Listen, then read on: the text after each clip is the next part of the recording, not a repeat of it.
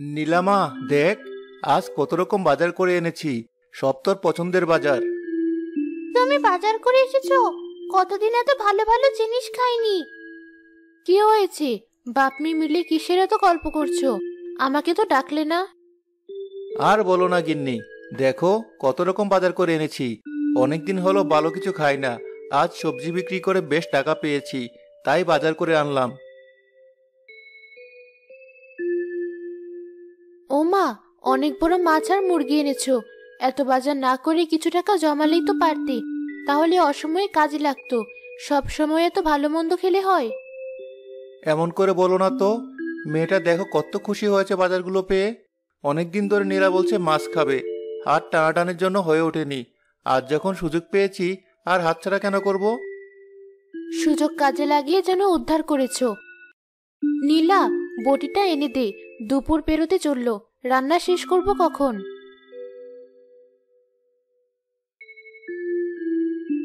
নাও, তাড়াতাড়ি কেটে কুটে রান্না বসাও। এত ভালো ভালো সবজি দেখে পেটের ভিতর যে সূচো চৌড়াচ্ছে। পাগলি মেয়ের কথা শোনো। এক কাজ কর, সূচোটাকে পেটের ভিতর থেকে বাহিরে আন, তাহলে পেটের ভিতর না দৌড়ে বাইরে দৌড়াবে।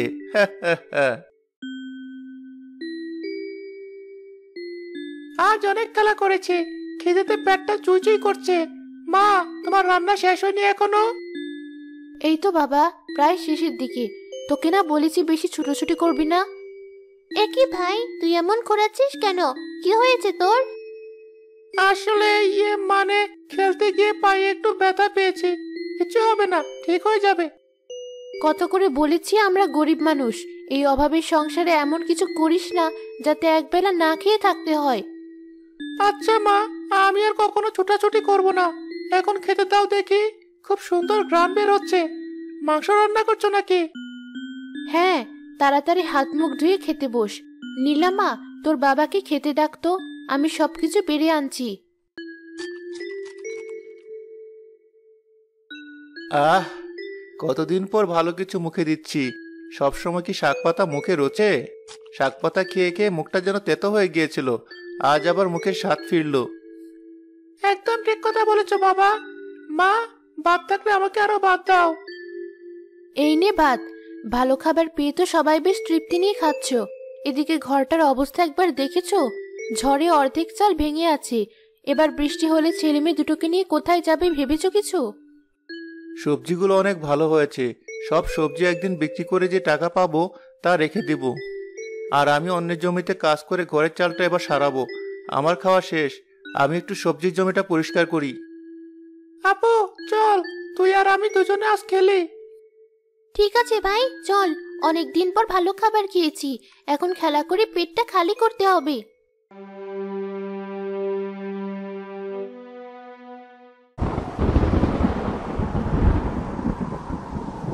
আকাশের অবস্থা তো ভালো না, ঝড় হচ্ছে।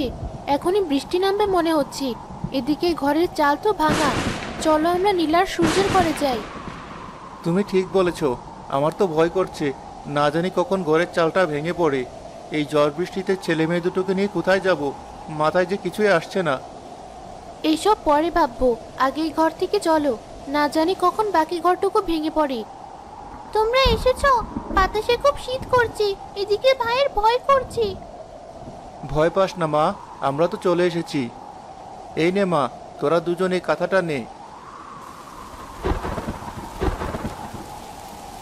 ওই দেখো বাবা, কত জোরে বৃষ্টি নামছে। ও মা, এবার কি হবে? অর্ধেক ঘরের ছাউনি তো উড়ে গেল। এবার আমরা কোথায় থাকবো? ভয় পাস না মা, আমরা আজ রাতটা তোর চাচাদের বাড়িতে যাই, চল। কিন্তু এত রাতে ঝড় বৃষ্টির মধ্যে কিভাবে যাব? তাছাড়া ওরা কি আমাদের জায়গা দেবে? দরকার হলে তোমার ভাই ভাবির হাতে পায়ে ধরবো, যেন আমাদের একটু রাতটা থাকতে দেয়। এমনিতেই তো সবাই ভিজে গেছি। চলো, হারিকেন জ্বালিয়ে নিয়েছি। রাসেল প্রচন্ড ঝড় বৃষ্টির ভেতর সবাইকে নিয়ে তার বড় ভাই রোহানদের বাড়ি যায়।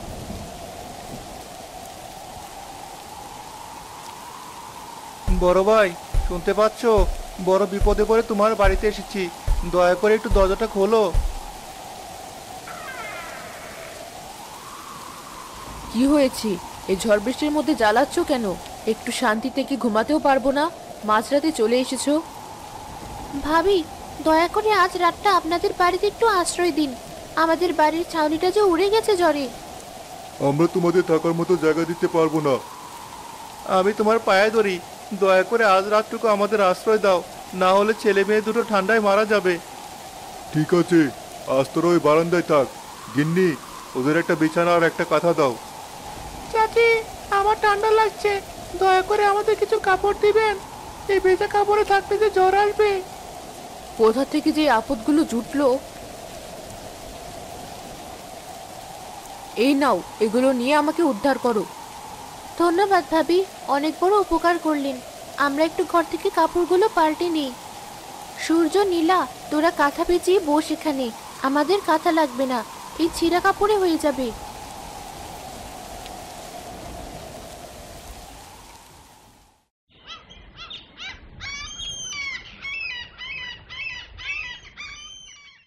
আর কত সময় এখানে বসে থাকবে? আজ রাতে এসে জ্বালাবে না বলে দিলাম। ভাবি, আমরা চলে যাওয়ার জন্যই উঠেছিলাম, তখন তুমি এসে পড়েছো। আমরা বিপদে পড়ে তোমার বাড়িতে এসেছি, এর জন্য তুমি এত খারাপ ব্যবহার করবে? বুঝতেই যখন পেরেছো, এসেছো কেন আমার বাড়িতে? এই রাসেল, তুই তোর ভাবিকে কথা শোনাচ্ছিস? বেরিয়ে যা আমার বাড়ি থেকে, আর কখনো যেন এই বাড়িতে তোকে না দেখি। তোমার কি কোনো কাণ্ডজ্ঞান নেই? ওনারা আমাদের আশ্রয় দিয়েছেন অসময়, এটাই অনেক। এবার বাড়ি চলো দেখি। তাই চলো।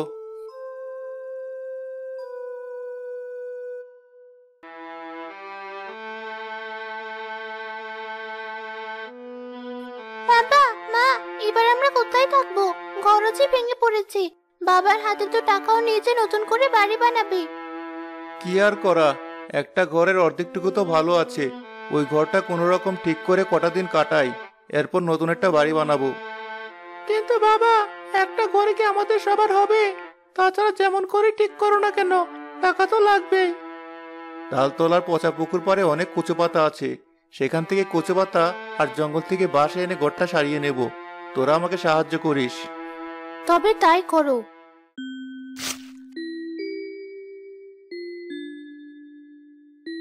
এই কচু পাতাতে সবকিছু ঘেরা হয়ে যাবে। এবার আমাদের জঙ্গলে যেতে হবে। আমি কোঠার আর দা নিয়ে এসেছি।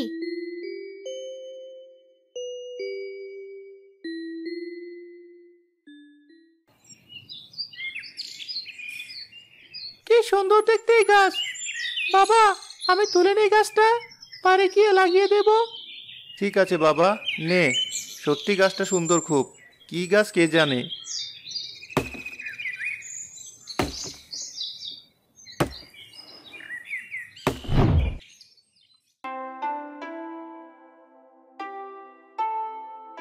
সবকিছু শেষ, এবার ঘরটা ঠিক করি। উপরে ছাউনিতে কলাপাতা দিয়ে দিব। মা, তুই এক কাজ কর, জঙ্গলে পাওয়া ছোট্ট গাছটা লাগিয়ে দে উঠোনে। ঠিক আছে।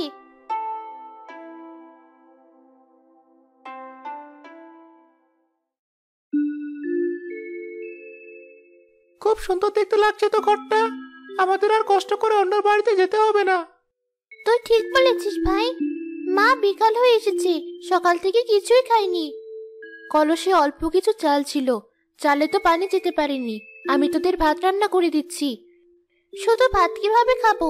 আমি তোমাকে কিছু শাক জোগাড় করে দিচ্ছি, সেটা রান্না করো। ওই দেখো, ওখানটা শুকিয়ে গিয়েছে। তবে তাই কর।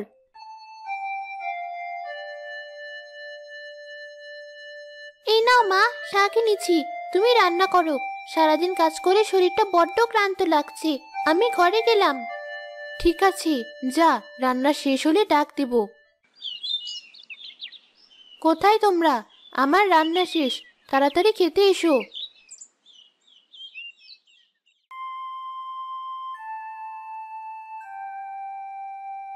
গিন্নি, ছাগলটাকে তাড়াও, সারাদিন না খেয়ে ঘর ঠিক করলাম, ছাগল আমাদের ঘর ছিঁড়ে ফেলছে।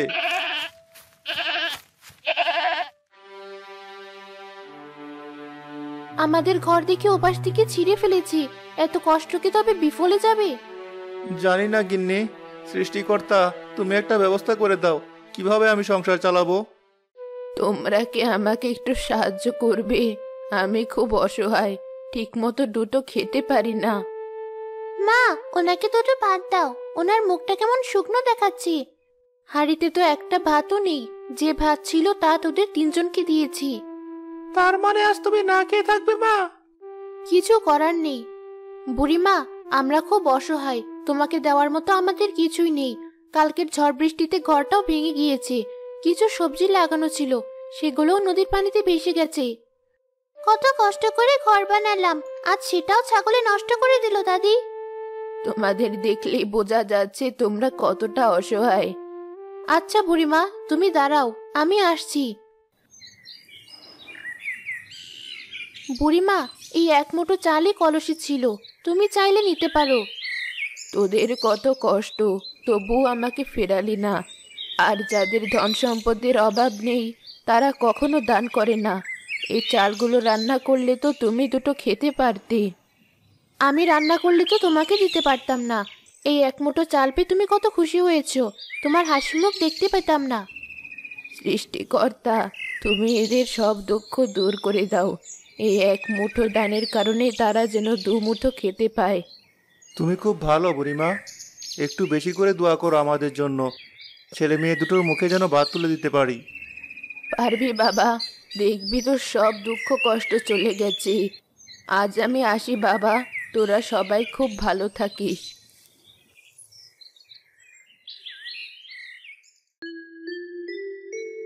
ওমা, এই গাছটা একদিনে কত বড় হয়েছে, গাছে দেখি অনেক ফুল ফুটেছে, তাও রক্ত জবা। মা, একা একা কি বলছো তুমি? ও মা, আমাদের বাড়িতে রক্তজবা ফুল গাছ কিভাবে আসলো? আর একদিনে বড় হয়ে ফুলও ফুটেছে? এটা তো কাল যে গাছটা লাগিয়েছিলাম সেটা না? একদিনে কত বড় হয়েছে? তার মানে কি এটা জাদুর গাছ? এ কি দাদি, আপনি? ভালো হয়েছে এসেছেন, আপনাকে দেখে বেশ ভালো লাগছে। হ্যাঁ দিদি ভাই, দূর থেকে দেখলাম তোরা অনেক চিন্তা করছিস। তা কি নিয়ে তো চিন্তা করছিস তোরা? আমরা কাল জঙ্গল থেকে একটা গাছ এনে লাগিয়েছিলাম, গাছটা দেখে একদিনে বড় হয়ে গিয়েছে, আর তাতে রক্তজবাও ফুটেছে। আরে পাগলি, এটা নিয়ে চিন্তা করার কি আছে? তোরা যে আমাকে এক মুঠো চাল দান করেছিলি, তার শক্তি। এক মুঠো দানের শক্তিতে একটা গাছ এক রাতে বড় হয়ে গেল। আসলে আমি মানুষ নই, আমি এক পরী। আমার এক মুঠো চালের প্রয়োজন ছিল, তখন আমার জাদু কাজ করছিল না। কি বলছো তুমি পরী?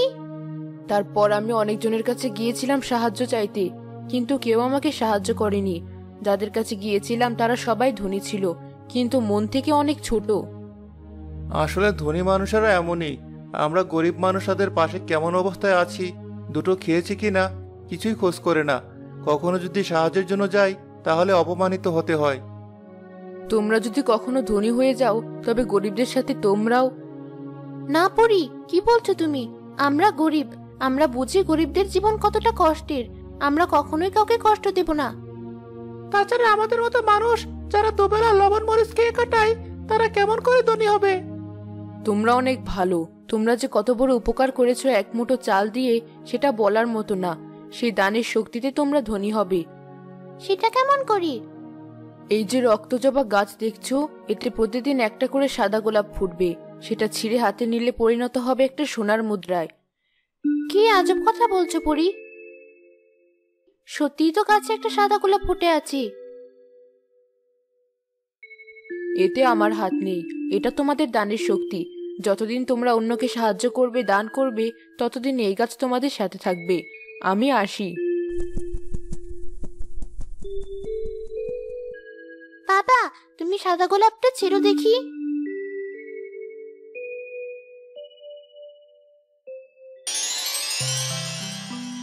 দেখো, সত্যি ফুলটা সোনার মোহর হয়ে গেছে, আমাদের আর কষ্ট হবে না। বাবা, আজ এই মোহর বিক্রি করে যত টাকা হবে সব টাকা বাজার করে আনবে, গ্রামের সকল গরিবদের দাওয়াত দিব আমরা। তুই ঠিক বলেছিস, আমাদের মতো কত অসহায় আছে, না জানি কতদিন ভালো মন্দ খায়নি। আমরা তো বছরে একদিন মাছ মাংস খাই। তবে আমি আর দেরি করছি না, গেলাম মোহরটা নিয়ে। রাসেল সোনার মোহর বিক্রি করে বেশ কিছু টাকা পায়, তা দিয়ে বাজার করে গ্রামের গরিবদের দাওয়াত করে সে।